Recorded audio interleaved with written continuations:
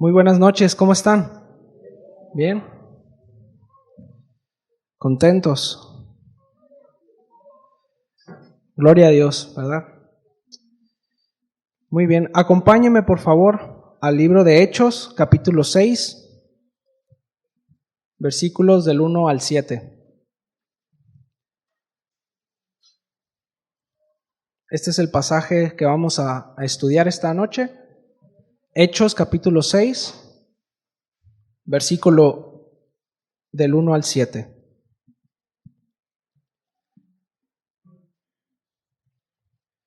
Muy bien. Dice, en aquellos días, como creciera el número de los discípulos, hubo murmuración de los griegos contra los hebreos, de que las viudas de aquellos eran desatendidas en la distribución diaria. Entonces los 12 convocaron a la multitud de los discípulos y dijeron, no es justo que nosotros dejemos la palabra de Dios para servir a las mesas. Buscad, pues, hermanos, de entre vosotros a 7 varones de buen testimonio, llenos del Espíritu Santo y de sabiduría, a quienes encarguemos este trabajo. Y nosotros persistiremos en la oración y en el ministerio de la palabra.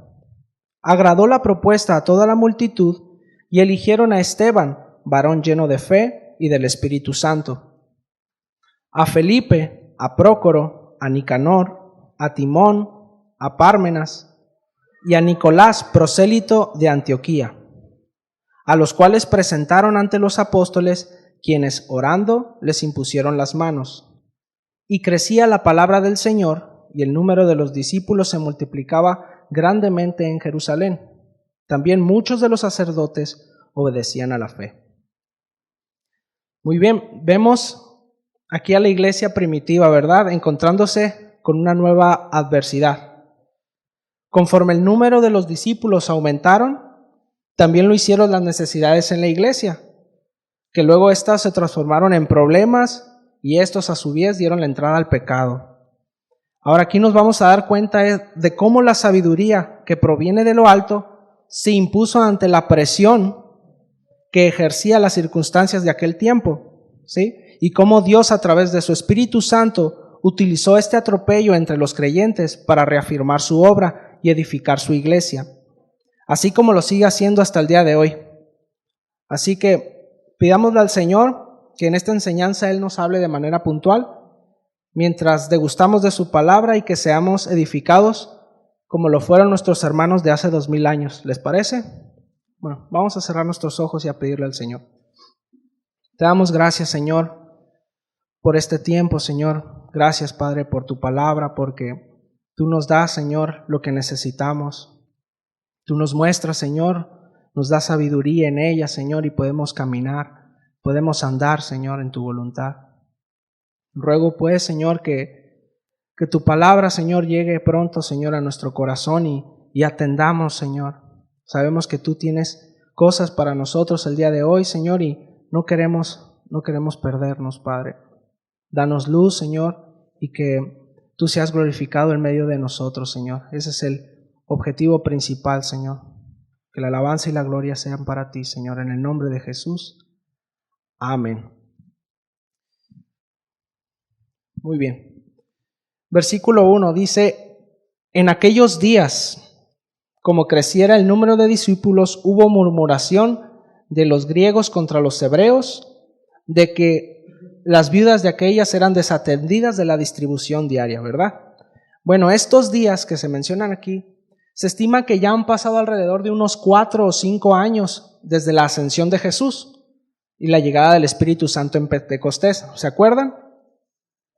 Bueno, la iglesia se había establecido ya en Jerusalén, puesto que los apóstoles residían en ese lugar. Muchos de los que habían venido en las fiestas de cada año, como la Pascua y Pentecostés, se habían quedado en Jerusalén al haber recibido el Evangelio.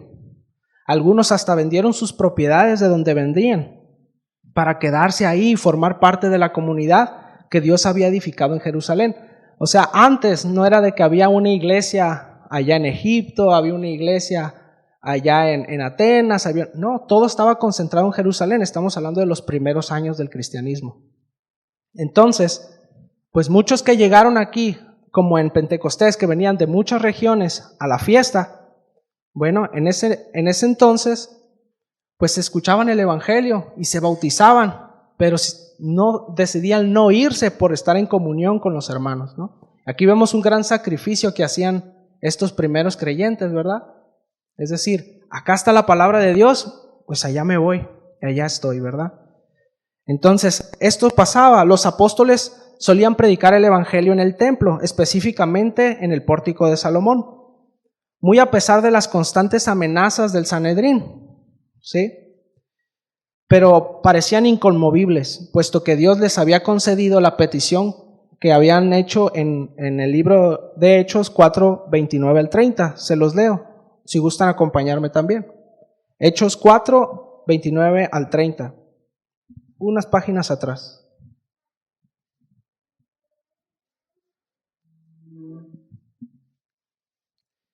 Dice: y ahora, Señor, mira sus amenazas y concede a tus siervos que con todo denuedo hablen tu palabra, mientras extienden tu mano para que se hagan sanidades y señales y prodigios mediante el nombre de tu santo Hijo Jesús.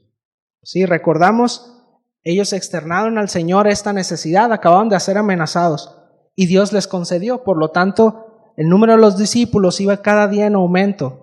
Cada día la iglesia se fortalecía en la comunión los unos con los otros y perseveraban en la doctrina de los apóstoles. Es lo que hemos venido viendo, ¿verdad?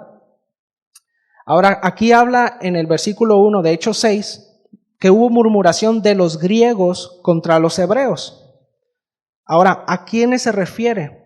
¿Sí? Porque la primera iglesia o estos primeros tiempos no había personas fuera de los judíos, es decir, la primera iglesia estaba conformada de puros judíos. Entonces, ¿a qué se refiere con los griegos?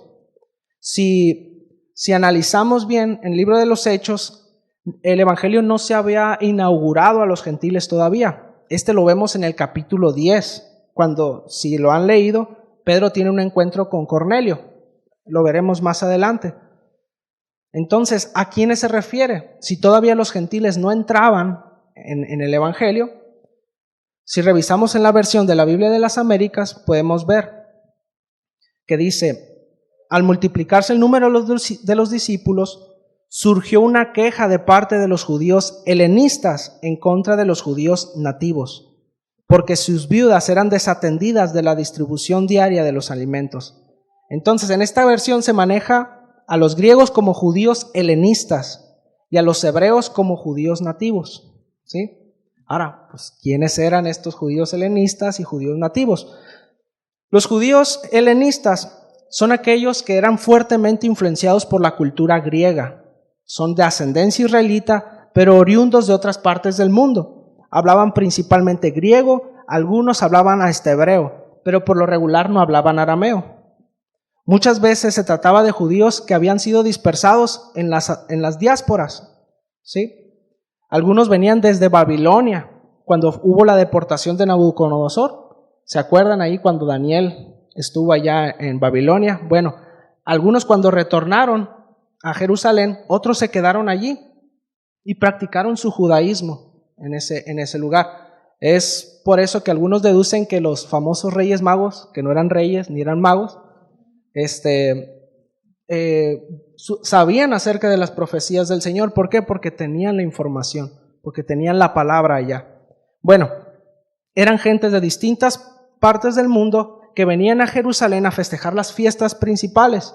Sin embargo, su judaísmo se caracterizaba por ser más diluido debido a la cultura helénica, por lo que los judíos más nacionalistas los consideraban judíos de segunda clase, ¿sí? Ahora bien, ¿qué es el helenismo? Porque hablamos de judíos helénicos. Bueno, es un movimiento cultural que se extendió por todo el territorio conquistado por Alejandro Magno. Bueno, lo que está así más oscurito es toda la región que conquistó este señor, que tras su repentina muerte dejó como legado esta culturalización que pretendía ser un sincretismo de varias culturas basada en la cultura de la ciudad de Atenas, ¿sí? ¿Qué pasó? Alejandro Magno se agarró conquistando medio mundo, ¿sí? Y a la hora de la hora murió joven, creo que ni llegó a los 40 años este señor. Bueno, y esos territorios, imagínense todas esas tierras conquistadas, bueno, quedaron al aire libre y muchos de los gobernadores o los que estaban en su mando se pelearon por estas guerras. Bueno, pero la cultura se propagó por todos estos lados. Estamos hablando de la primera gran globalización, ¿sí? Ahora, ¿cómo afectó esto a los judíos? Pues fue duramente afectado. Tanto así es que se fabricó o que se hizo la Septuaginta, ¿la han escuchado? Es la primera traducción de las Sagradas Escrituras de los judíos, o sea, lo que nosotros tenemos como Antiguo Testamento, que fue escrito en hebreo y arameo, pero la Septuaginta fue el trabajo que se encargó de traducirlo al griego, ¿sí?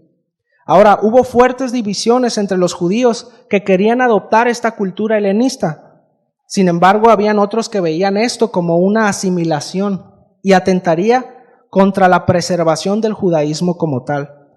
Por lo que esta división se acentuaría más con el tiempo entre judíos conservadores y judíos liberales. Ahora, por otra parte, los judíos nativos que se mencionan son aquellos que nacieron en la Tierra Santa, en la Tierra Prometida, y su residencia se encontraba dentro de la jurisdicción del gobierno judío. Su cultura estaba arraigada en las tradiciones religiosas judías, por lo que contrastaba mucho con las costumbres de los extranjeros y, por supuesto, del helenismo. ¿Sí? Ahora, cuando el imperio griego cayó durante este periodo helénico, el helenismo ahora quedó en manos de un nuevo imperio. ¿Qué imperio cree que fue? El imperio romano, ¿sí? Al verse impregnados ahora los religiosos judíos, los líderes de esta cultura pagana por todos lados, pues lo que hicieron es comenzar a añadir ciertos mandamientos y tradiciones al texto sagrado, con el fin de alejar lo más posible al pueblo de su secularización, es decir, que no se mezclaran, que no se diluyeran el pueblo judío.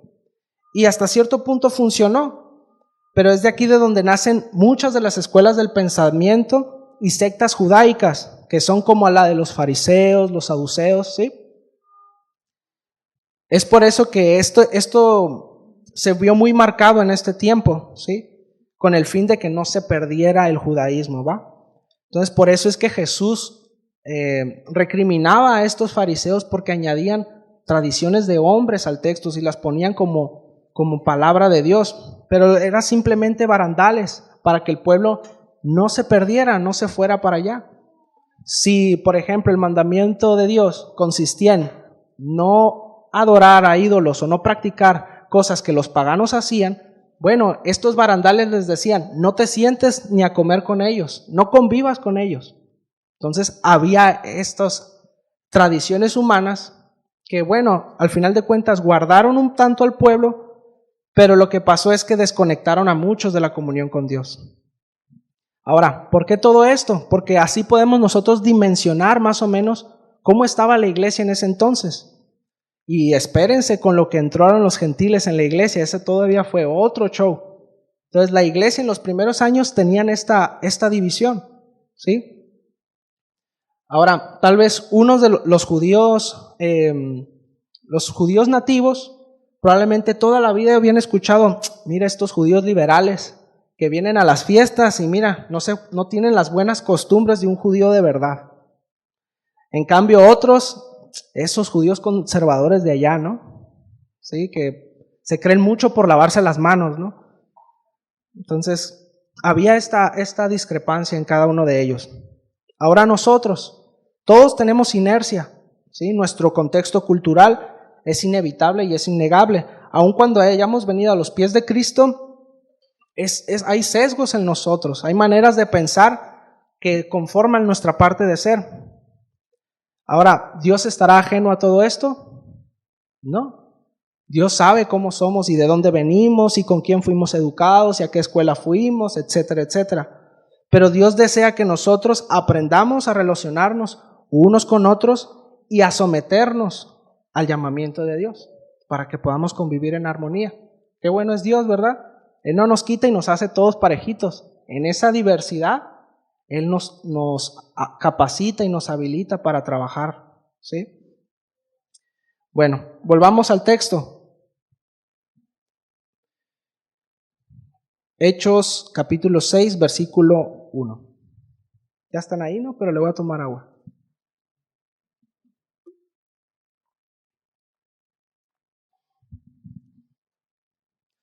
Dice, se los leo en la Biblia de las Américas. Dice, por aquellos días, al multiplicarse el número de los discípulos, surgió una nueva queja de parte de los judíos helenistas en contra de los judíos nativos, porque sus viudas eran desatendidas en la distribución diaria de los alimentos. Ahora, las viudas de los judíos helenistas eran desatendidas de la distribución. Ahorita hablábamos acerca de que el número de los creyentes iba creciendo, ¿sí? Por lo que se necesitaban recursos, ¿verdad? Para ir sosteniendo a las necesidades de la iglesia. Sucedía que en aquellos entonces la gente que era más pudiente sostenía a estos hermanos extranjeros que se habían decidido quedar en Jerusalén. Ahora, el asunto era que después de toda esa recaudación, porque algunos, como dice anteriormente, vendían incluso los terrenos y ponían el dinero a los pies de los apóstoles, ¿se acuerdan? Bueno, ese dinero pues necesitaba administrarse, ¿sí?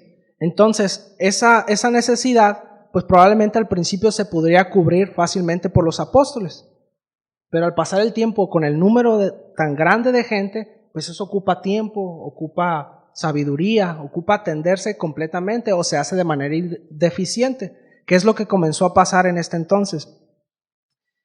Entonces, el grupo más vulnerable de todos los necesitados, pues eran las viudas, obviamente. No había mercado laboral para ellas. Y peor si no tenían hijos o no tenían familia que las pudieran sostener. Fíjense, se daba el caso que algunos judíos decían, pues quiero morir en Tierra Santa, ¿no? Que eran extranjeros y decían, quiero morir en Jerusalén. Y se iban con sus tiliches, agarraban a su esposa, sus cosas, y allá se iba a morir el Señor. Pero la viuda quedaba ahí, y desamparada. Bueno, muchos creen que, por ejemplo, Belén era un lugar en donde se acogía a estas personas. Belén significa casa de pan. Incluso en el templo de Jerusalén eran lugares donde los judíos a veces iban y tenían para refugiarse porque habrían ciertos programas sociales, como así, por así decirlo, que estaban basados en la palabra de Dios. Si vemos la Biblia y en los mandamientos de Dios, regularmente Dios habla y dice, no descuiden a los pobres, no descuiden a las viudas, a los huérfanos. Entonces, en base a eso habían ciertos programas, ¿verdad? Sin embargo, ¿qué pasaba cuando estas viudas o estas personas necesitadas que dependían, pues se volvían al cristianismo, ¿no? O se bautizaban en el nombre de Jesús? Pues eran rechazadas, muchas eran anatemizadas y excomulgadas del pueblo, por lo que ya no podían sostenerse y ya no podían ser partícipes de esa ayuda, ¿verdad? Entonces la iglesia se hacía cargo de ellas. Entonces, aquí hay un reto, ¿verdad? Ahora bautizarse, pues está bien, ¿no? Todos somos tolerantes con todos somos amables y todo eso. Pero antes, bautizarse era algo que marcaba un precedente. Porque sabían, no, este se bautizó, anda de discípulo de un tal Jesús de Nazaret.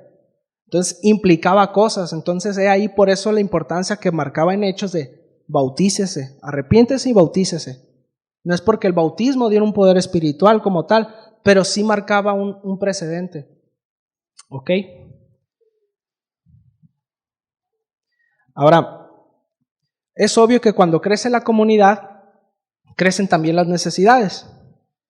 Ahora hay que hacer una distinción. Una necesidad no es un problema, aunque pareciera, no es un problema. ¿Cuántos de aquí comen? Levanten su mano. No necesitan levantar la mano, se nota que comen. Así es, yo también. Comemos, gracias a Dios, ¿sí? Tenemos esa necesidad. ¿Es un problema? La verdad es que no. Nadie nos dijo que somos autosustentables. Necesitamos sustento. ¿Cuál es el problema? Cuando no hay para comer, eso sí es un problema. Cuando no hay recurso, cuando no hay alimento, ¿sí? Entonces, no necesariamente una necesidad es un problema, ¿sí? Cuando no se puede suplir esa necesidad es cuando esto se convierte en un problema. Ahora, en el problema, ¿sí? si no se atiende, está la tentación de caer en pecado. Por ejemplo, en el ejemplo de la comida, ¿sí?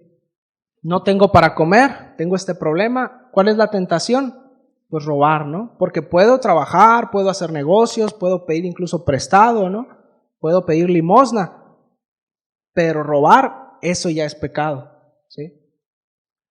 Entonces, eso es lo que pasó con la iglesia primitiva. Hubo una gran demanda, una gran necesidad que no pudo ser suplida a falta de gente que se encargara de ello, ¿sí? Por lo tanto hubo problemas y entraron en pecado. ¿Cuál fue el pecado? La murmuración, ¿sí?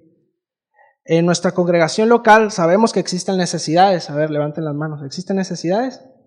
Lo sabemos, ¿sí? Y más si van aumentando el número de gente que viene, ¿sí? Ahora, el problema es que no se aumentan al mismo tiempo las almas que las manos que están involucradas sirviendo. Es decir, empiezan a ser más gente, pero son los mismos chambeadores, ¿sí? Entonces ahí eso se convierte en un problema porque no se puede atender dichas necesidades, ¿sí? ¿Y qué pasa comúnmente?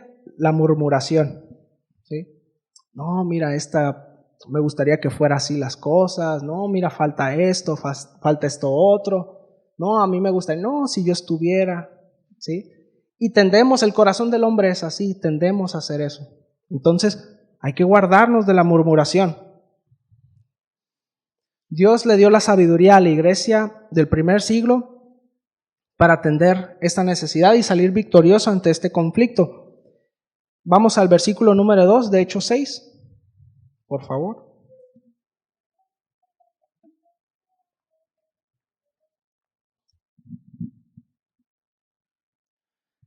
Dice, entonces los 12 convocaron a la multitud de los discípulos y dijeron, no es justo que nosotros dejemos la palabra de Dios para servir a las mesas.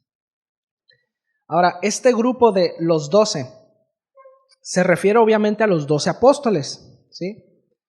Ahora, si a mí me tocó acerca de la elección de un nuevo apóstol, del sucesor de Judas, y hablamos acerca de esa controversia que había de que si Matías era legítimo o no.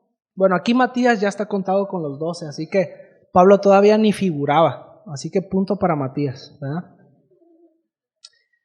Entonces, fíjense, aquí el pasaje lo que hace es reafirmar el auténtico apostolado de Matías, siendo parte del grupo exclusivo de los 12, quienes tenían la importante encomienda de establecer y promulgar la doctrina del Señor Jesucristo.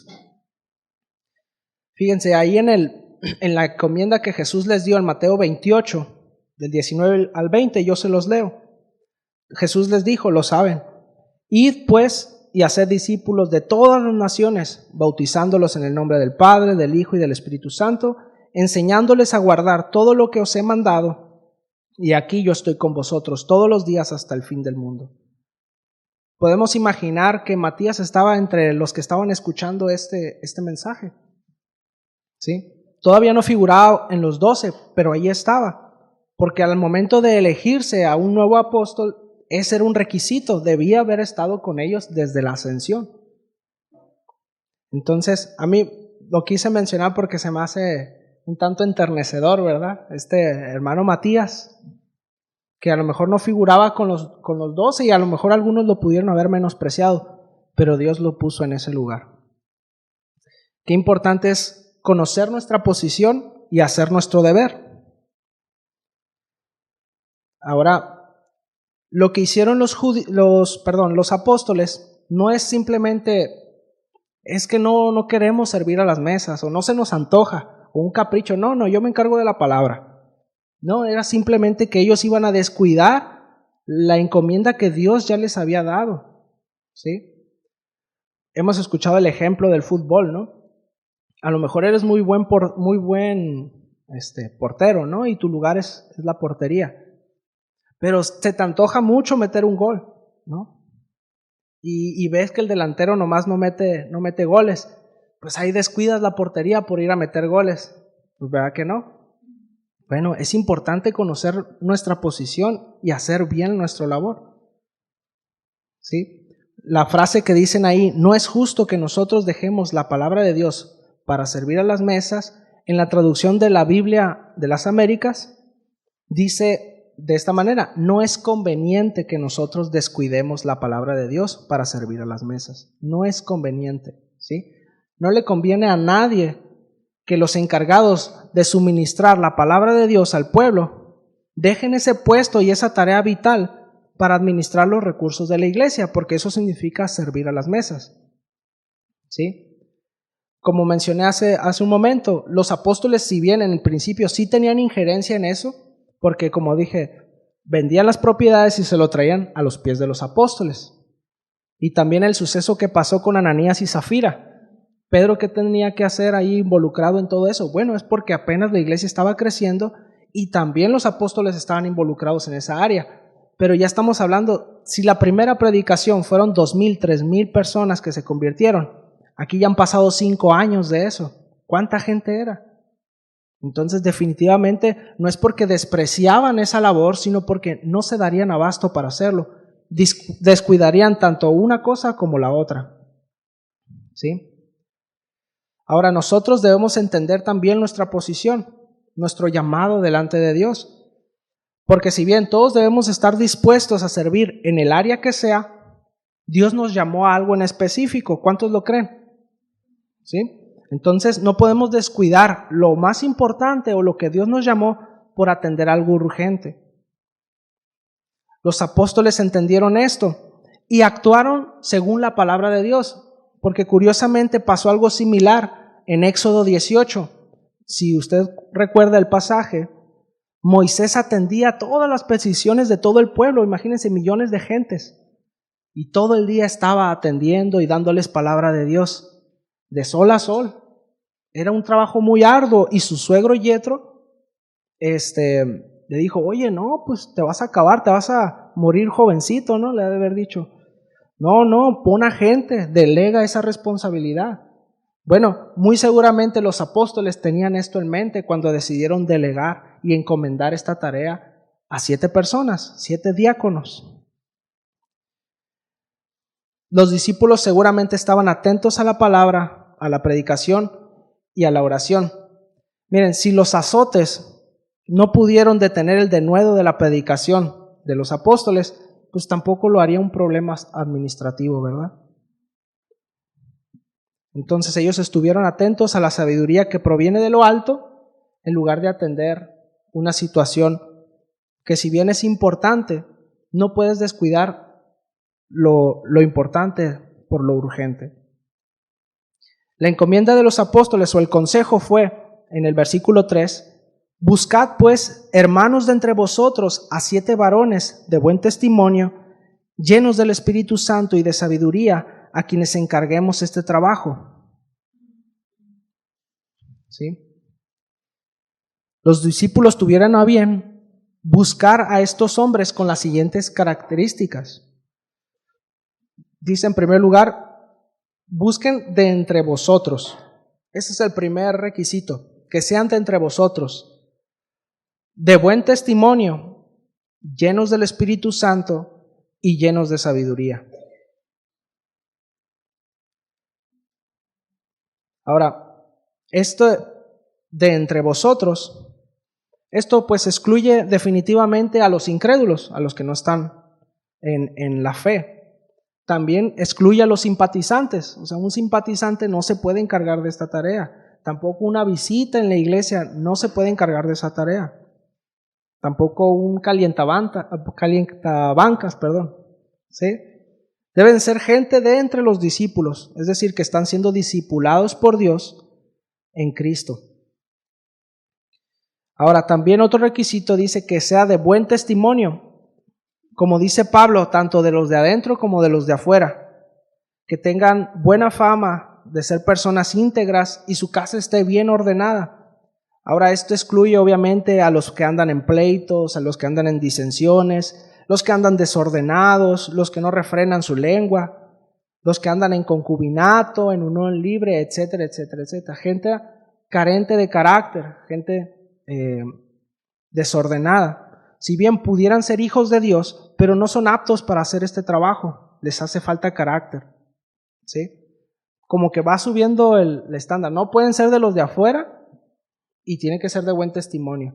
Bueno, luego dice, llenos del Espíritu Santo. Esto quiere decir llenos de la palabra de Dios, que tienen comunión con el Señor y su vida y su testimonio dan ejemplo de ello. Se abstienen de la carnalidad y están buscando las cosas de arriba. Sí, puede haber gente que, pues si bien tiene buen testimonio, no es desordenada, es puntual, etcétera, etcétera, pero pues está más enfocada en su trabajo, en sus proyectos personales, en los afanes de la vida, etcétera.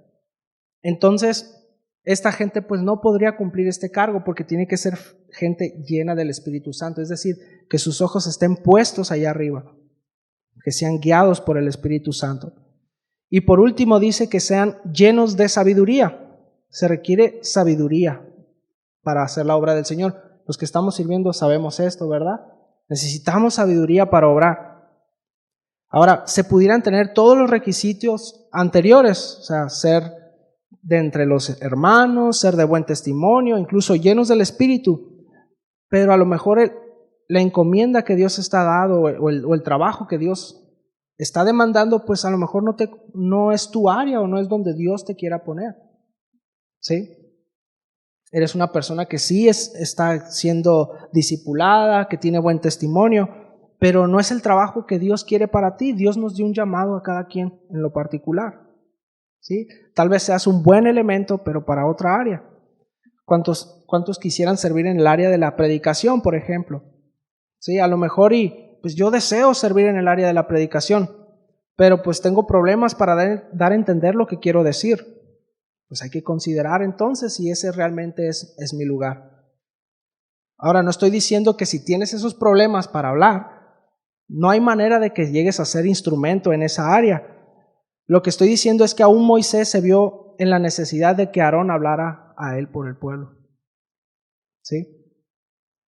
Entonces, si dices, bueno, yo quiero participar en la alabanza, muy bien, pero no posees la cualidad de entonar, ¿sí? No cantas muy bien afinado. Bueno, pues aún no tienes las capacidades para desempeñar bien este trabajo, pero si es Dios el que te está moviendo, pues bueno, estudia, prepárate, ¿sí? Si ese es el llamado de Dios, entonces esfuérzate y todo se puede desarrollar y con la gracia de Dios, ¿qué hay imposible para Dios? Nada. Ahora, si son anhelos personales, pues considérelo, porque los anhelos de Dios son aún más relevantes y más convenientes para su vida y para la de todos, ¿sí? Entonces, zapatero a su zapato, ¿no? Es el dicho, ¿sí? Debemos de ser llenos de sabiduría para saber lidiar no solo con las cuentas, lo administrativo, en este caso de esta labor, sino también con la gente, que esto es todavía más complicado, ¿verdad? Ahora, en el versículo 4, dan la razón, o bueno, dan lo que los apóstoles harían en lugar de hacer el trabajo de los diáconos. Dice, nosotros persistiremos en la oración y en el ministerio de la palabra. No es de que, no, es que ese trabajo no, y ya se designó a alguien para esa labor, bueno, yo voy a descansar. No, hay mucho trabajo que hacer. O sea, los apóstoles la tenían clara. Si yo hago algo que a mí no me corresponde, ¿sí? Pues bueno, voy a descuidar mi área. Entonces, si ya está cubierta esa necesidad, pues hago bien lo que me toca hacer, ¿sí? No estamos diciendo tampoco que si se presenta una necesidad, una carencia, algo esporádico, obviamente uno se tiene que extender. A veces vemos al pastor ministrando en la alabanza, eso es parte pero no puede el pastor Ángel dejar de predicar por ministrar en la alabanza. No sé si me debe entender, ¿sí? Cada quien tiene que estar en su lugar. Entonces ahora los apóstoles tendrían esa disponibilidad para cumplir con efectividad la tarea que el Señor les encomendó. Recordemos el lema de los apóstoles en Hechos 5:29. ¿Qué les dijeron al Sanedrín? Es necesario obedecer a Dios antes que los hombres. Eso es con los de afuera, pero también con los de adentro. No, hermanito, pues es que se derramó el agua, ponte a trapear. Es que tengo que predicar, ¿sí? O sea, hay gente encargada y atiéndelo de esta manera, o tú lo puedes hacer también. ¿Sí? Entonces es importante estar ubicados porque eso es orden, ¿sí? Y eso hace que las cosas funcionen de una manera óptima, ¿sí? Ahora, ¿qué pasó? Cuando los apóstoles dieron esa propuesta, pues agradó la propuesta a toda la multitud. Dice en Hechos, versículo 5, dice, agradó la propuesta a toda la multitud y eligieron a Esteban, varón lleno de fe y del Espíritu Santo, a Felipe, a Prócoro, a Nicanor, a Timón, a Parmenas y a Nicolás, prosélito de Antioquía. Bonitos nombres, ¿verdad? Nicanor. ¿Quién le quiere poner así a su hijo Nicanor? Muy bien. Aquí dice, eligieron, ¿sí? Los discípulos encargaron a los demás, los apóstoles encargaron a los discípulos que escogieran, que eligieran a personas, no que votaran por personas, ¿sí? Esto es importante, porque una votación, pues se habla de democracia y van a postular al que te conviene más a ti. No, yo soy cuate de él, entonces voy a... No se trata de eso, ¿sí? Fueron gente escogida para el trabajo, gente que daba testimonio, que cumplía con los requisitos. Entonces, es importante. Aquí la democracia tampoco aplica, hermanos, ¿sí? El Señor pone a quien desea poner. Entonces, esto era simplemente gente que ya daba fruto, gente que ya tenía testimonio de integridad espiritual y solamente era cuestión de identificarlos y presentarlos delante de los apóstoles, ¿sí? Dice que eligieron a Esteban. Conocemos, más adelante vamos a ver a este varón, que dice aquí lleno de fe y del Espíritu Santo. A Felipe también sabemos un poquito más de él porque más adelante tiene un acontecimiento muy interesante. Pero ya de Prócoro, Nicanor, Timón, Pármenas y Nicolás, prosélito de Antioquía, pues no se sabe mucho, ¿no? Aquí como dato, algunos le adjudican a este Nicolás como el precursor de la doctrina de los nicolaitas, ¿sí? Pero no hay nada confirmado, así que me gustaría creer que realmente Nicolás no se apartó de la fe, sino que persistió, ¿verdad? Ahora, curiosamente, los nombres de estos 7 escogidos son de origen griego, ¿sí? Muy probablemente todos ellos eran judíos helenistas. Incluso uno de ellos era prosélito, Nicolás, prosélito de Antioquía, es decir, era un extranjero que se convirtió al judaísmo y luego se hizo discípulo de Cristo. Entonces, ellos eran idóneos para esta labor en específico, ya que los que habían murmurado contra sus hermanos eran precisamente los judíos helenistas o los griegos, por lo que elegir judíos nativos a lo mejor no hubiera sido lo más adecuado. Esto va de la mano con lo que hablábamos anteriormente, porque podremos cumplir todos los requisitos, pero será importante siempre ver el lugar en donde Dios nos pone. Entonces, en el versículo 6, si me acompaña, dice, a los cuales presentaron ante los apóstoles, quienes orando les impusieron las manos.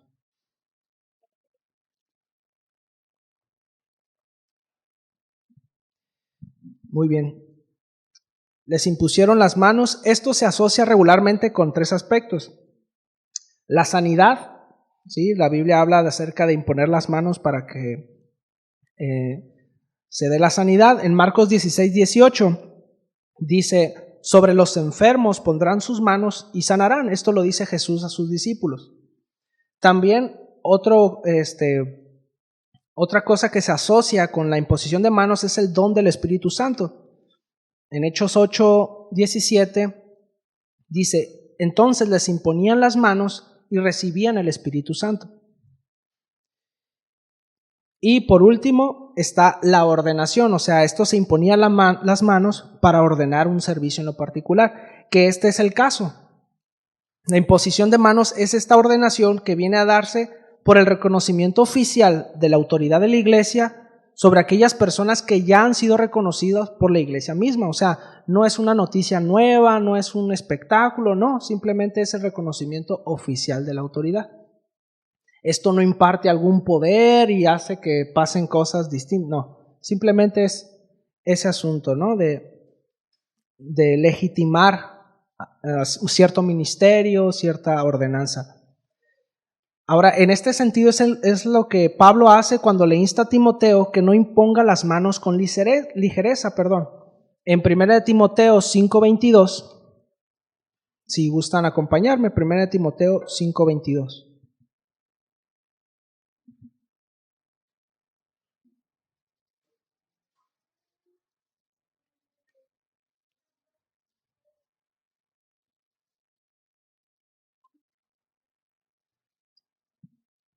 ¿Vamos bien? ¿Todo bien? Bueno.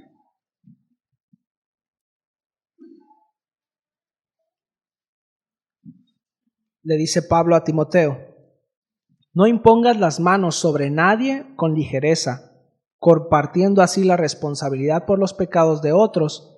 Guárdate libre del pecado. Esto lo dice en la Biblia de las Américas, que es un poquito más clara. No impongas las manos sobre nadie con ligereza. ¿Sí? Eso quiere decir, no avales la vida espiritual de alguien simplemente porque sí. Tienes que tener mucho cuidado con eso. ¿Sí?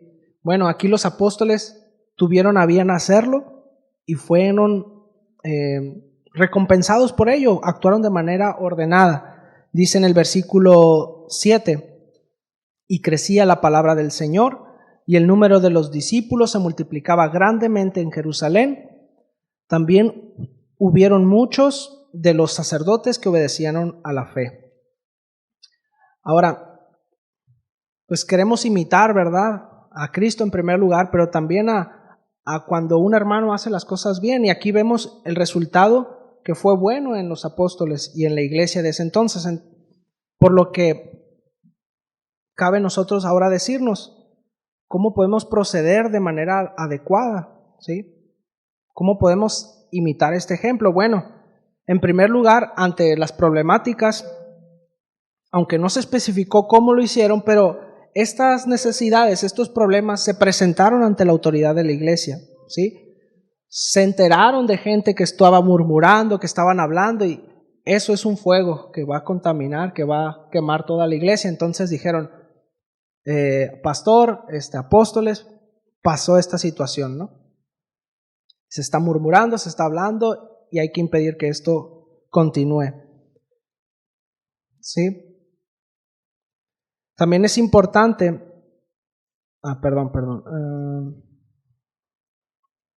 sí, la iglesia fue sabia entonces en reconocer esta situación y presentarlo ante los apóstoles. Es importante también nosotros reconocer nuestra capacidad, ¿sí? Porque los apóstoles, al identificar, este problema, bueno, vamos a resolverlo, a ver cómo lo hacemos. No, se detuvieron y pensaron las cosas antes de tomar una decisión, ¿sí? Unos pocos no pueden cubrir todas las necesidades de la congregación. Para eso es que somos un cuerpo. Si el cuerpo de la iglesia no es solidario y dejamos que los pocos que sirven se encarguen de todo el trabajo, por consiguiente habrá carencias en la iglesia y serán problemas que, de no atenderse, provocarán disensiones y murmuraciones entre nosotros. Además de que Dios no merece que sirvamos de esa manera, de manera deficiente. Entonces es necesario que la iglesia despierte y la iglesia se encargue de los problemas y las necesidades. Los apóstoles encomendaron esto a la iglesia para que escogieran personas idóneas para encargarse de esta labor. También dieron el seguimiento a esto, no simplemente ahí escojan a algunos y ya luego me cuentan. No, les dijeron, escojan a estas personas y luego oraron por ellas, impusieron sus manos, es decir, estuvieron al tanto de esa situación. Por su parte, también las ovejas fueron sabias y acataron con gusto la propuesta de la autoridad, por lo que eligieron bien y procedieron correctamente al presentar a los escogidos ante los apóstoles y no dieron las cosas por sentado. No, pues ya nos dijo el pastor, pues ya. No, bueno, aquí está, mira, hicimos lo que nos dijiste y aquí están las cosas, damos cuentas. Sí, es importante eso. Son cosas de orden, hermanos, en la iglesia que cuando no se toman en cuenta, pasan problemas que se pueden evitar. Entonces, si estamos interesados en que el Señor dé estos resultados en la iglesia, pues bueno, hay que imitar lo que el Señor pone en la palabra de Dios. ¿Cuántos dicen amén? ¿Sí? Ahora, ¿cuál fue el resultado entonces? ¿Qué fue lo que ocurrió? Pues en primer lugar, dice ahí en el versículo 7, y crecía la palabra del Señor. Es decir, que la palabra de Dios fue llegando a más gente y había más revelación de Dios, había más devoción y el reino de Dios estaba estableciéndose ahí en ese lugar. ¿Sí? Hubo multiplicación de los discípulos por consecuencia. Obviamente más gente abrazaba la fe por cuanto escuchaban mayormente el evangelio y al ver cómo se conducían estos hermanos en amor y cómo salieron victoriosos a través de este conflicto. Y también que dice que muchos sacerdotes obedecían a la fe. Es decir, que se alcanzan a los inalcanzables. ¿Cuántos inalcanzables había aquí? ¿Sí? Bueno, los sacerdotes que excomulgaban a las personas de las sinagogas ahora vendrían a formar parte de los discípulos del Señor. Esto nos deja la enseñanza de que no debemos dar por sentado cosas. Nosotros, nuestro deber es comunicar, predicar el evangelio y recordar que solamente Dios es el que hace la obra, no nosotros. Conclusión. Les invito a que nos miremos a nosotros mismos y evaluemos. ¿Estoy sirviendo a Dios conforme a la demanda que Él tiene para mí? ¿O soy yo quien maneja el estándar de lo que es un servidor? ¿Sí? Tal vez estoy supliendo una necesidad en mi congregación, pero sé que Dios me ha llamado a trabajar en otra área. Considérelo. Creo estar sirviendo en el reino de Dios, abarcando muchas áreas, pero siendo ineficiente en cada una de ellas. Tal vez estoy sirviendo en mis fuerzas y no en la gracia. Estoy sirviendo al ojo y no estoy sirviendo a Dios. Estoy sirviendo en la carne y no estoy sirviendo en el espíritu. Y como creo que faltan manos, es legítimo hacerlo de esa manera. ¿Será? Faltan manos, eso es cierto. Pero debemos confiar en que el que hace la obra es el Señor y no nosotros. Por tanto, no es válido que podemos servir a Dios de esta manera. Como lo dijeron los apóstoles, no es conveniente. Ahora, ya han habido varios llamados a esta congregación acerca del servicio. ¿Sí? Pregúntese, ¿hemos atendido el llamado? ¿O todavía estamos esperando a que los mismos se hagan cargo de todo lo demás? Al fin y al cabo, Dios hará su obra y seremos recompensados quienes hayamos estado sirviendo al Señor de manera fiel. Si usted está sirviendo al Señor de manera fiel, de manera ordenada, pues le animo a que persista. Pero Dios quiere que todos vayamos juntos y sirvamos al Señor, por cuanto todos somos discípulos, a todos se nos encomendó.